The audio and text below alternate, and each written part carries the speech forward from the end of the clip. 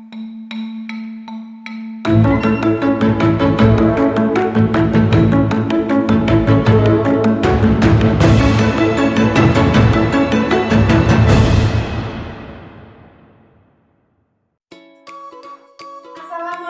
warahmatullahi wabarakatuh. Kembali lagi dengan saya Erla Nuritania, calon guru penggerak angkatan 10 dari SD Negeri 2 Jiberen. Kali ini saya tidak sendiri, saya ditemani oleh rekan saya, Ibu Ayu Nugrani. Beliau adalah guru kelas 6 di SD Negeri 2 Jiberen. Assalamualaikum warahmatullahi wabarakatuh, Bu Ayu. Waalaikumsalam warahmatullahi wabarakatuh. Bagaimana kabarnya hari ini, Bu? Alhamdulillah. Alhamdulillah ya, Bu. Hari ini kita akan mengadakan percakapan pra-observasi ya, Bu. Jadi nanti saya akan mengamati pembelajaran yang Ibu lakukan di dalam kelas, atau sebelumnya saya akan melakukan kelas ya, Bu. Baik. Adapun tujuan dilakukan supervisi adalah untuk mengetahui dan juga mengevaluasi jalannya proses pembelajaran yang Ibu lakukan di dalam kelas, supaya nanti itu menjadi lebih siap dan juga percaya diri sebagai langkah awal ya, Bu, kedepannya agar memberikan pembelajaran yang terbaik bagi murid. Gitu ya, Bu ya? Iya, Ibu. Ada beberapa pertanyaan yang ingin saya sampaikan kepada Bu Ayu. Yang pertama terkait tujuan. Nah, kira-kira tujuan pembelajaran apa yang ingin Bu Ayu capai? Saya nanti akan mengajar mata pelajaran IAS pada kelas 1 mengenai rangka. Untuk tujuan pembelajarannya nanti berdasarkan modul ajar yang saya buat adalah itu nanti ada 3. Nah, yang pertama, peserta didik mengenal rangka, sendi, otot, dan fungsi. Dan yang kedua, peserta didik mengetahui bahwa ada beberapa jenis tulang yang menyusun rangka tubuh kita, jenis sendi dan jenis. Kemudian tujuan yang ketiga, peserta didik mendemonstrasikan bagaimana rangka, sendi dan otot menjalankan fungsinya. Baik, jadi tujuan pembelajaran yang ingin Bu Ayu capai ada 3 ya, Bu ya. Nah, bagaimana dengan area pengembangan, Bu? Area pengembangan apa yang akan Ibu capai? Untuk area pengembangan ini ada 2 gitu. Yang pertama yaitu pengetahuan dan yang kedua adalah keterampilan. Untuk pengetahuan ini siswa mengapas kepada gambar atau kemudian mencatatnya dalam buku catatan. Sedangkan untuk peraturan siswa nanti siswa akan melakukan Jadi pada area pengembangan ini yang ingin dicapai ada 2, yaitu yang pertama pengetahuan dan yang kedua adalah keterampilan, begitu ya, Bu ya. Nah, saya ingin mendengar, Bu, bagaimana rancangan yang ingin ditetapkan pada saat di dalam kelas, mungkin dari segi strategi pembelajarannya, mungkin dari model pembelajarannya, bahkan dari metode pembelajarannya. untuk strategi pembelajaran yang nanti akan saya lakukan, saya akan menggunakan pembelajaran berdasarkan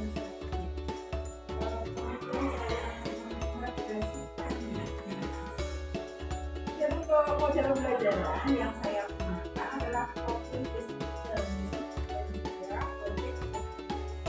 Dan untuk kemudian metode pembelajarannya adalah Baik, itu di sini Ibu menggunakan strategi pembelajaran dengan pembelajaran berdiferensiasi, betul ya, Bu ya? Dan yang akan Ibu integrasikan dengan AST, gitu ya. Oke, nah bagaimana dengan media, Bu? Media pembelajaran yang akan digunakan di dalam kelas? untuk media nanti saya akan menggunakan gambar rangka dan membuat rangka manusia.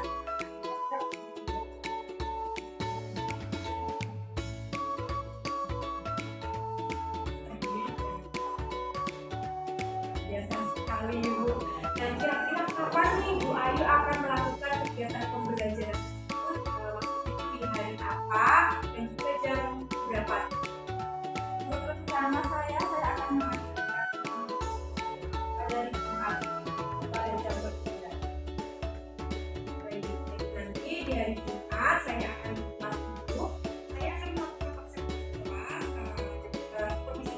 ya.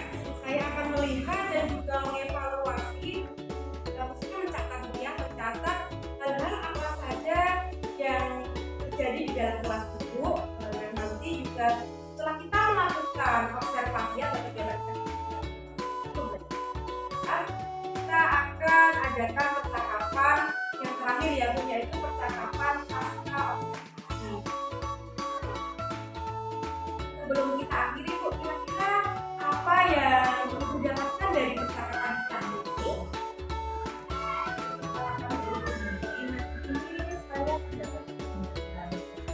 Saya akan mengajak dalam kelas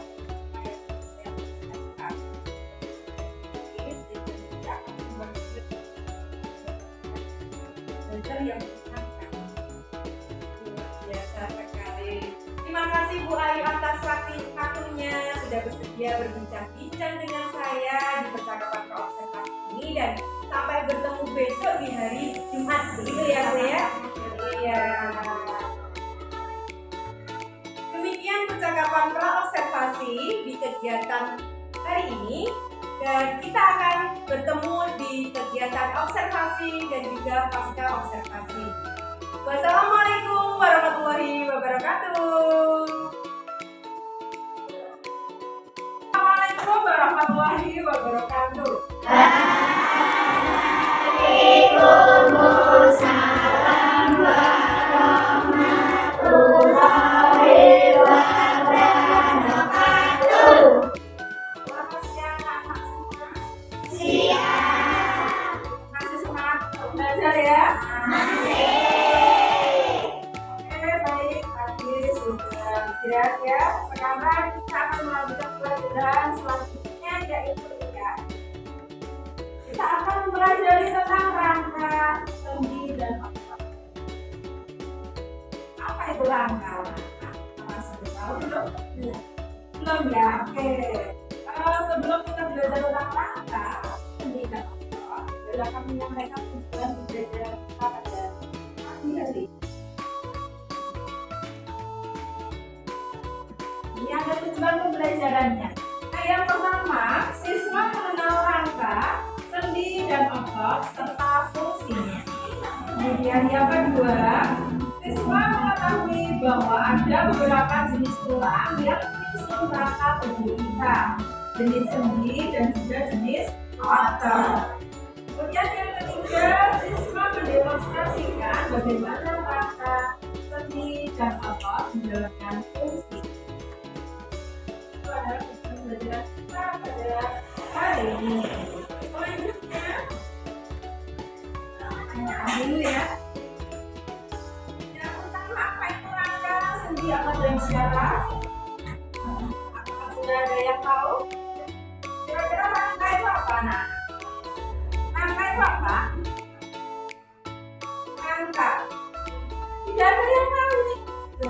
Apa itu rangka? Rangka itu adalah semua tulang yang menyusun tubuh kita, ya. Ada rangkanya, ya. Kemudian sendi. Nah, sendi apa itu sendi?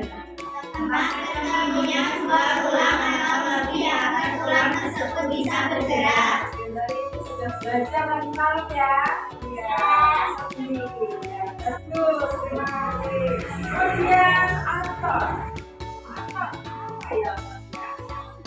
Bagian dasar tubuh manusia dan hewan yang berfungsi menggerakkan bagian tubuh tertentu. Bagus sekali.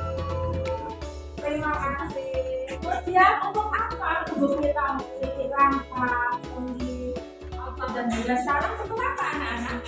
Ada yang tahu? Untuk apa? Untuk melindungi organ yang lunak, baik kita. Apa yang penting, yang paling penting apa? Kita bisa bergerak.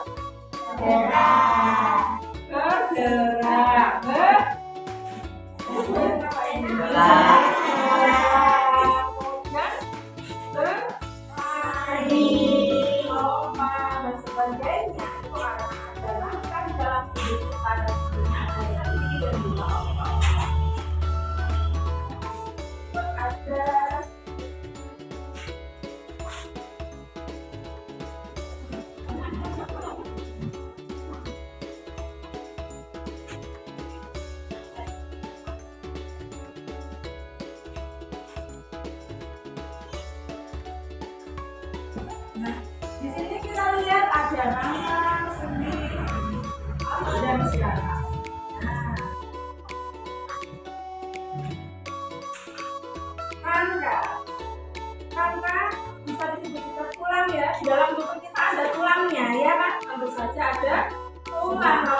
ada tulangnya, nanti kita bagaimana bergeraknya ya. Oke, tulang adalah bagian tubuh yang sangat keras yang berfungsi melindungi organ-organ penting dalam tubuh. Ya. Tulang. Kalian semua ada tulangnya loh ya. Iya. Ada. Nah, kemudian rangka. Apa disebut rangka? Kumpulan dari semua tulang-tulang yang ada di tubuh kita ini ya. Satu rangkaian ini namanya rangka.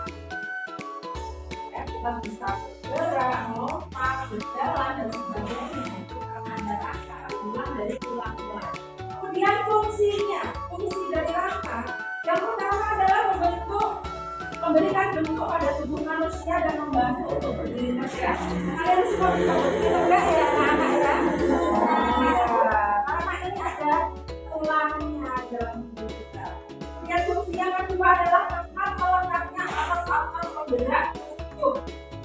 Kalian pernah mengamati tangan kalian di situ ada ototnya atau tidak? Ada. Saja ada, kita bisa bergerak. Kemudian di wajah kalian apakah ada ototnya?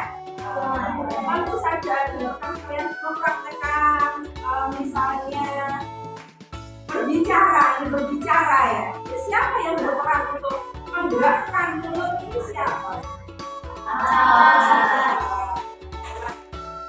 Kemudian ada fungsi melindungi organ-organ lunak di dalam tubuh. Tentunya di dalam tubuh kita ini ada organ lunak ya di dalam tubuh ini. Misalnya kita bernafas menggunakan apa? Paru-paru. Di mana paru-paru itu? Di dalam. Nah, di dalamnya kan paru-paru merupakan organ lunak ya. Nah, kemudian untuk melindunginya ada apa di dada, di situ ada tulang yang melindungi organ lunak itu. Nah, ini sudah rangka sudah ya beserta fungsinya. Kemudian sendi. Sendi tadi tidak ada yang tahu, ada yaitu tempat berfungsinya dua tulang atau lebih agar tulang bisa bergerak. Contohnya tangan kalian ini bergerak seperti ini. Kalian olahraga bisa bergerak, kakinya juga bisa bergerak karena ada sendinya ini. Semuanya dua tulang ya, semuanya ada sendinya. Baik, sekarang apa itu otot? Otot merupakan bagian pada tubuh manusia dan hewan yang juga punya otot ya. Yang berfungsi menggerakkan bagian tubuh tertentu. Nah, di sini ada otot juga. Akan kalian pakai. Gimana? Alisnya bisa diangkat? Itu siapa yang mengangkat? Sekarang ada sistem saraf. Sistem saraf adalah sistem jaringan dalam tubuh yang mengatur kerja organ tubuh dan menyalurkan langsung ke anggota tubuh. Seperti ya, itu ada penting sekali ya tubuh kita. Oke, selanjutnya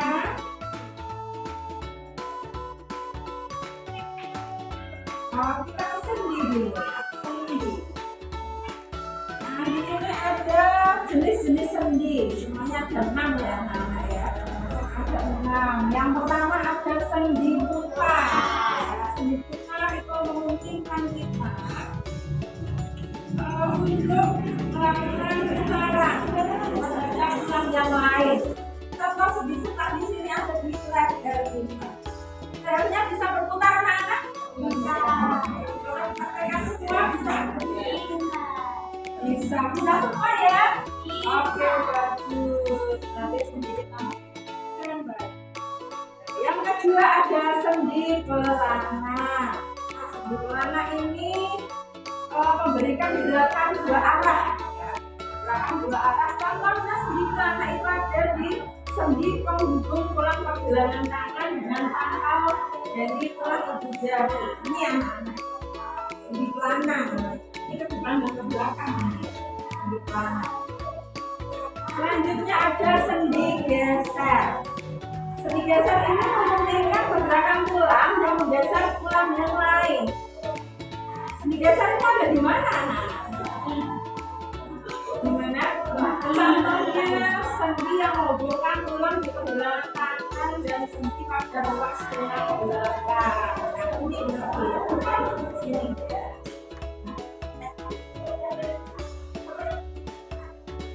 Selanjutnya ada sendi engset. Nah, di situ ada bersifat satu arah, hanya dapat diluruskan atau ditekuk.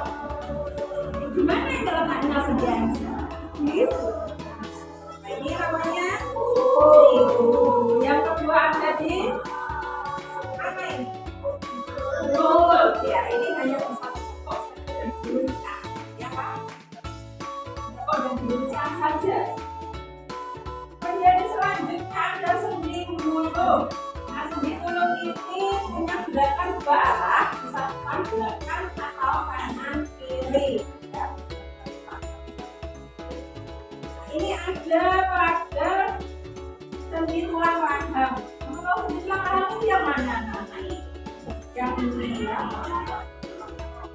Kita bisa menggerakkan mulut kita, ya kan? Itu kalau ada sendi mulutnya ke atas dan ke bawah, sampai kanan kiri bisa. Coba dipraktekkan, kanan dan kiri bisa. Seperti itu. Kita lanjutkan, ada sendi peluru. Nah, itu sendi peluru bergerak ke sebelah kanan dan memutar. Di sini sendi peluru ada pada bagian pinggul yang menyatukan tulang kambing dengan tulang paha. Kemudian ada sendi pada bahu yang menghubungkan tulang pinggang dengan tulang. Sendi ini yang di pinggul ini ya anak-anak ya. Di pinggul ini ya kan. Mesti kamu bisa berjalan, kemudian bisa bergoyang, ya kan? Bisa bergoyang ya. Iya, itu kan ada sendi peluru. Sudah paham anak-anak? Ada pertanyaan atau tidak? Tidak. Jadi bisa kita lanjutkan ke atas.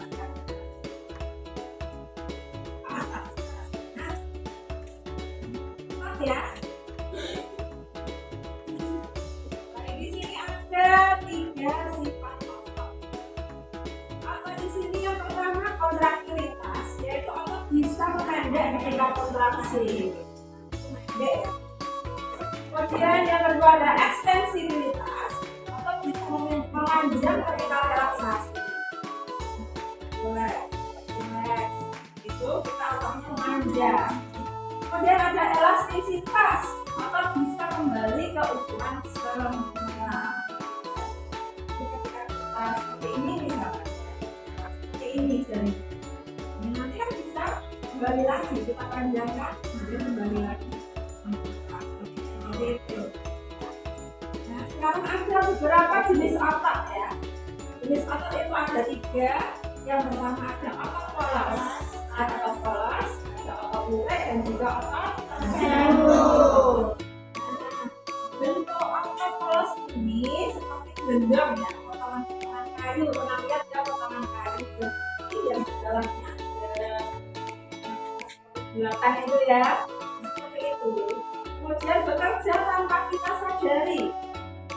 Kita tidak sadar dia itu bekerja, selalu bekerja ya kan. Ketika kita bernafas, kita menghirup udara, itu ada otot yang bekerja ya. Tapi kita tidak sadar ya kan. Kemudian ini terdapat pada saluran pencernaan, menghirup udara, saluran pernafasan dan sebagainya. Saat bernafas, otot diafragma dapat mengembang atau menepis secara otomatis tanpa menggunakan. Ya kan? Ketika kita menghirup udara, di sini ada otot diafragma. Kemudian kita keluarkan udara. Otot diafragma yang bekerja. Nah, otot diafragma ini termasuk otot polos. Kemudian yang kedua adalah otot lurik. Bentuknya serabut seperti serabut kabel ya. Kalau kita mau tambahkan dalamnya ada serabutnya. Ya kan? Itu digunakan saat kita beraktivitas sehari-hari. Menempel pada rangka, menempel pada otot ini ya, menempel pada tulang ya ototnya ya. Lanjut di sini kita mampu mengangkat benda.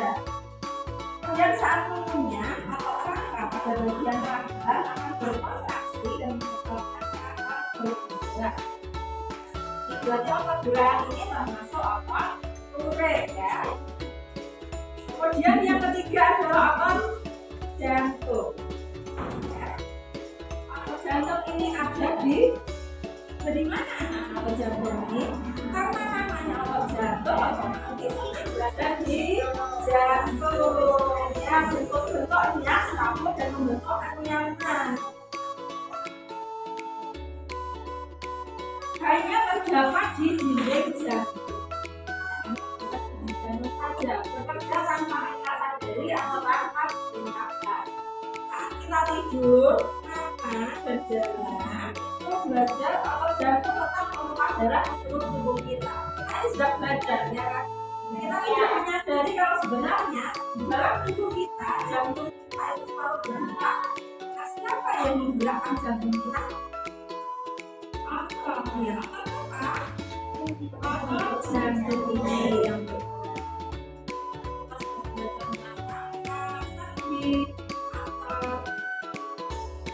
ada pertanyaan atau tidak? Yang kurang paham bisa bertanya. Pertanyaan? Oke, baiklah sekarang kita lanjutkan mencoba untuk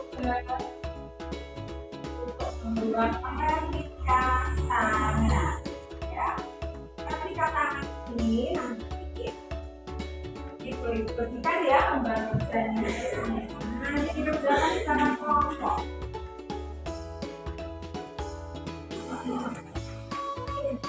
Sifatnya iya.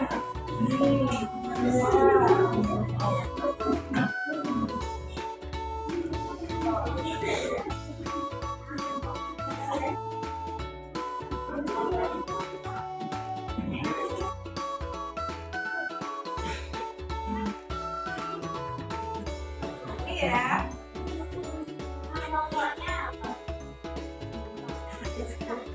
Isi dengan nama anggotanya.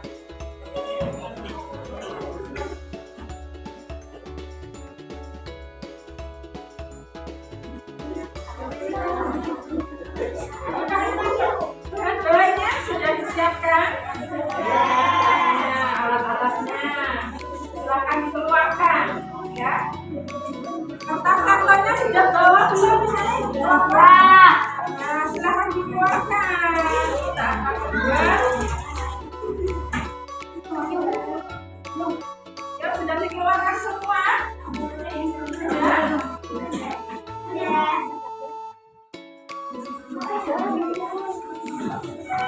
Sudah bawa? Oke, silakan.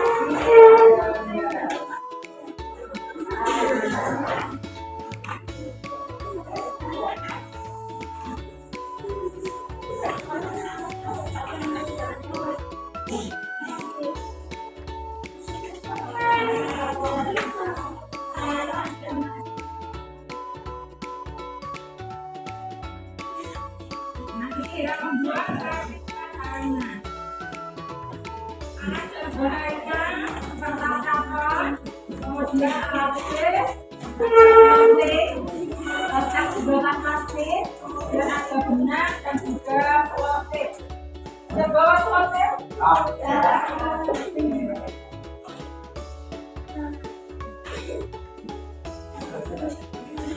Dengan langkahnya ya. Langkahnya.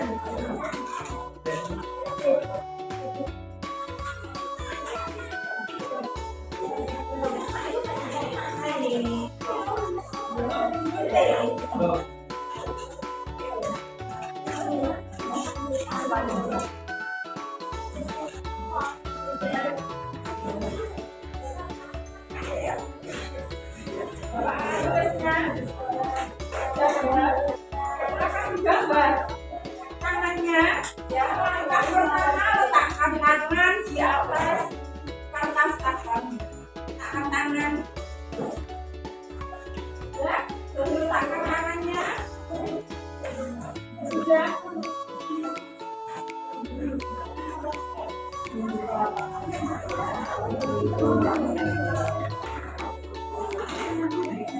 Sudah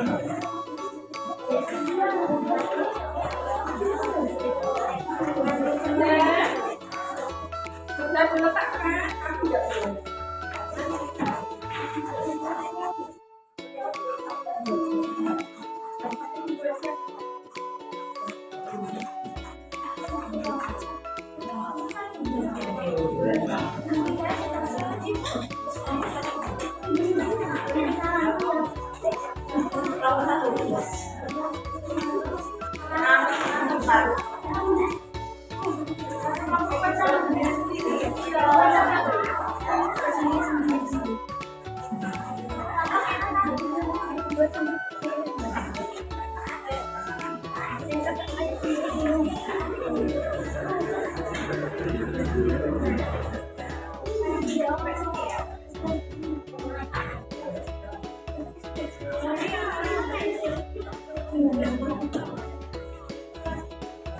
Ya, digambar, tangannya digambar ya, di atas.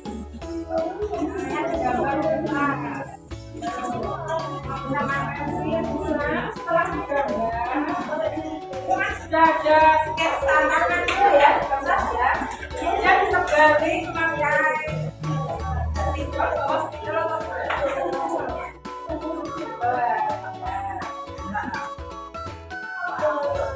ayo, Fiona. Ayo. Pakai dulu.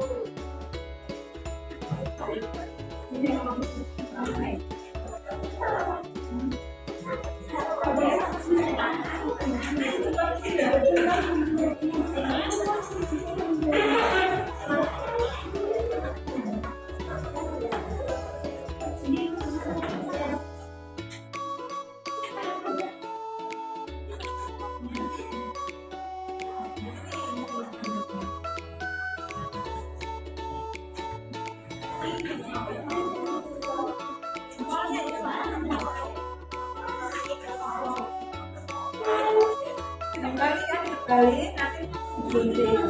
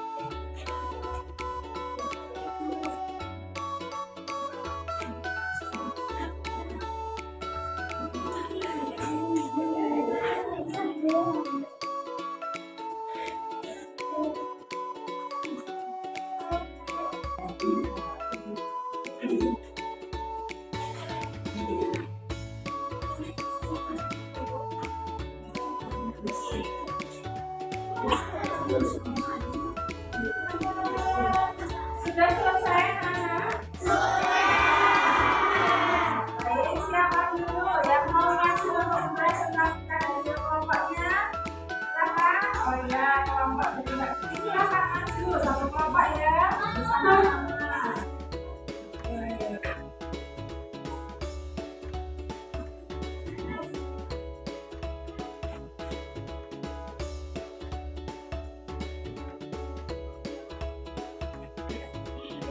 Assalamualaikum warahmatullahi wabarakatuh. Waalaikumsalam warahmatullahi wabarakatuh. Saya dari kelas 5 ingin mempresentasikan cara membuat cekian.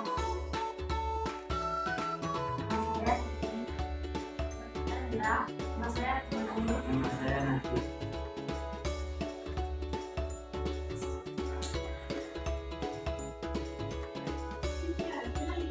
kepada teman-temannya dulu.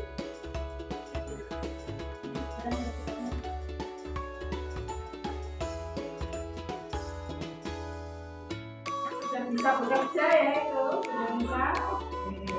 Oke. Silakan. Dibaca. Dalam bahasa Korea ini disebut sebagai Ini ya. kalian apa yang akan dilakukan jika kita menggunakan jawaban dalam bahasa Korea ini? Karena kita bisa berkreasi lepas. Isi dari tali dalam bahasa Korea ini tali itu adalah sebagai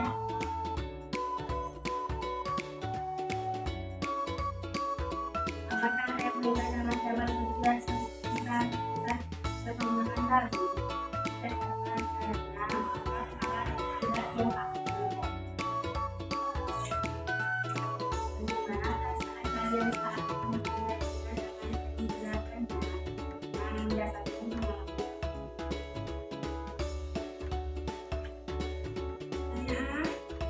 Mas, mungkin ada izin bertanya? Ingin bertanya?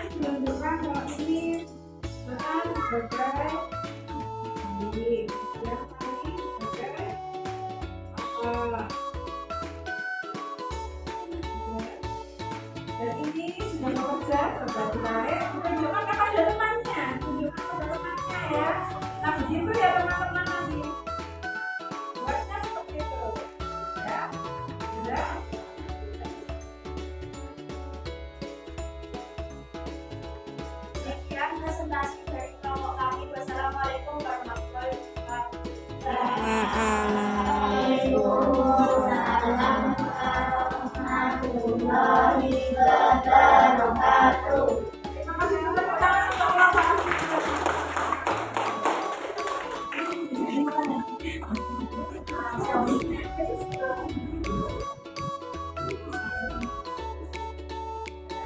tadi adalah presentasi dari masing-masing kelompok ya. Sudah bisa membuat semuanya ya.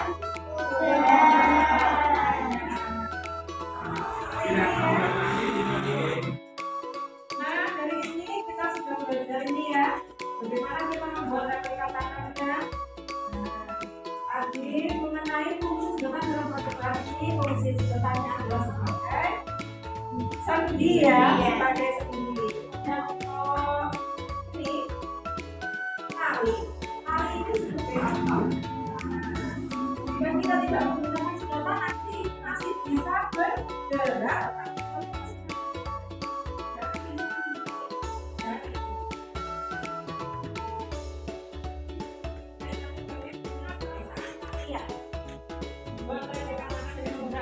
Bagaimana perasaan kalian ketika sudah berhasil membuat tali tangan?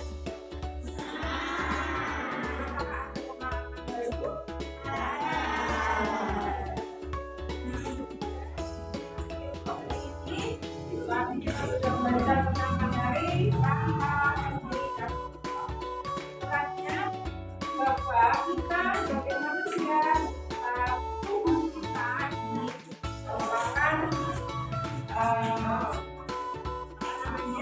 tubuh kita ini ada rangka ya, sehingga dengan adanya rangka tersebut ada sendi dan otot kita semua bisa bergerak, berjalan dan beberapa aktivitas dari. Bagaimana perasaannya tadi? Untuk pembelajaran kali ini, aku harapkan semuanya aktif ya. Tadi beliau lihat sudah banyak yang aktif dalam berkelompok. Masih ada juga yang belum aktif ya. Nanti ada beberapa yang ingin melihat tenaga saya nggak apa-apa. Teman selanjutnya bagaimana kalian bisa lebih baik lagi, lebih aktif lagi dalam pelajaran. Oke, dan pembelajaran kita hari ini. Terima kasih atas perhatiannya. Sampai jumpa untuk pertemuan selanjutnya ya. Akhiri, wassalamualaikum warahmatullahi wabarakatuh.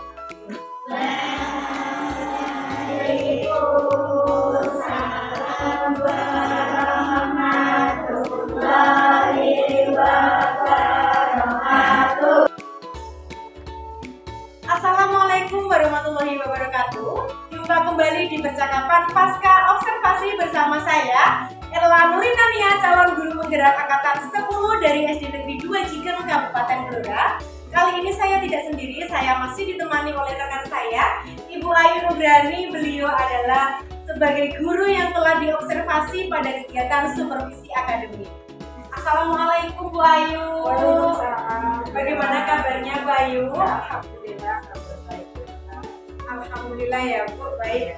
Di percakapan pasca observasi ini, saya akan memberikan pertanyaan-pertanyaan kepada Bu Ayu terkait jalannya observasi di kelas yang sudah dilakukan. Nah, adapun tujuannya Ibu yaitu untuk mengevaluasi Bu sejauh mana pembelajaran yang Ibu lakukan di dalam kelas. Dan untuk pertanyaan pertama ya Bu, bagaimana nih Bu perasaan Ibu terkait dengan jalannya kegiatan observasi di kelas yang sudah berlangsung? Pada awalnya saya merasa tegang, grogi tentunya. Tetapi alhamdulillah kegiatan pembelajaran di kelas ini sangat lancar dan baik. Alhamdulillah ya Bu sudah berjalan dengan baik. Nah, bisa diceritakan kembali Bu area perkembangan apa yang Ibu lakukan di dalam kelas, kemudian langkah-langkah atau tahapan apa yang sudah Ibu lakukan juga di dalam kelas? Untuk tahap awalnya saya membuat modul acara yang baik dan menentukan awal pembahasan siswa yang saya fokuskan pada awal. Untuk pengetahuan, siswa mengobservasi angka peraturannya siswa berhasil Jadi di area pengembangan ada dua ya Bu ya, ada di pengetahuan dan juga keterampilan begitu ya Bu. Lalu sejauh mana nih area pengembangan yang Ibu sampaikan tadi, apakah sudah berhasil ya, Ibu lakukan di dalam kelas? Menurut saya anak-anak seperti saya tetapi tentunya masih ada sedikit kendala. Jadi sudah dilakukan dengan baik, namun masih ada sedikit kekurangan ya Bu ya. Nah, menurut Bu Ayu nih, kekurangan apa atau kendala-kendala apa ya Ibu hadapi pada saat melakukan proses pembelajaran di dalam kelas? Pada saat proses pembelajaran ini semua ada beberapa siswa belajar. Nah, ini hanya melihat temannya saja ketika begitu sudah kelompok. Nah, itu menurut saya anak ini kurang dalam mengembangkan potensinya ya di dalam diskusi. Tetapi saya berharap anak-anak ini bisa berkembang untuk selanjutnya. Jadi sudah dilakukan dengan baik dan sesuai ya Bu ya, cuman masih ada kekurangan. Tadi aku sudah menceritakan kendala-kendalanya dan juga ini Bu, ada pertanyaan lagi. Tadi Ibu mengatakan ada murid yang kurang aktif ya Bu ya, kurang aktif, hanya mengandalkan teman. Seperti itu ya Bu ya. Bisa diceritakan Bu mengapa anak itu tidak terlibat aktif dengan kelompok itu? Ini keadaan siswa masing-masing beserta modifikasi mengakibatkan membuat kelompoknya kelompok siswa yang banyak dan berbeda sehingga anak ini dalam belajar menjadi di depannya saya nanti akan menggunakan pendekatan dengan anak. Misalnya saya mengelompokkan murid sesuai dengan gaya belajar mereka. Ada yang gaya belajarnya visual, kemudian auditory dan kinestetik, sehingga anak nanti akan lebih nyaman. Saya menyesuaikan dengan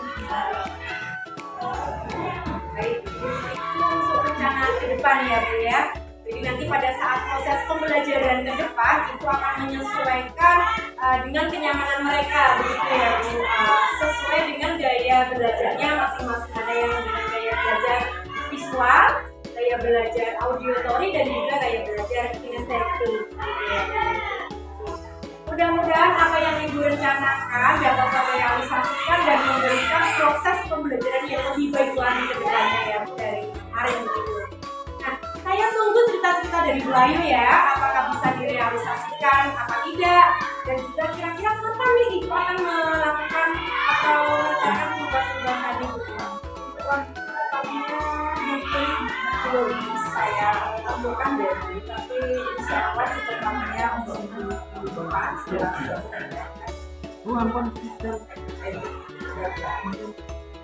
Oke, berarti secepatnya ya Bu, setelah MPLS ini selesai, karena memang pada saat ini pembelajaran belum efektif begitu ya Bu ya. Baik Bu Ayu, terima kasih atas jawabannya. Mudah-mudahan apa yang direncanakan Bu Ayu dapat segera terrealisasi. Terima kasih. Alhamdulillah, akhirnya percakapan dan rangkaian kegiatan supervisi akademik sudah selesai, dimulai dari percakapan pra-observasi, observasi kelas, dan juga percakapan pasca observasi. Terima kasih kepada Bu Ayu saya ucapkan dan juga saya akhiri. Sekian dan terima kasih. Wassalamualaikum warahmatullahi wabarakatuh.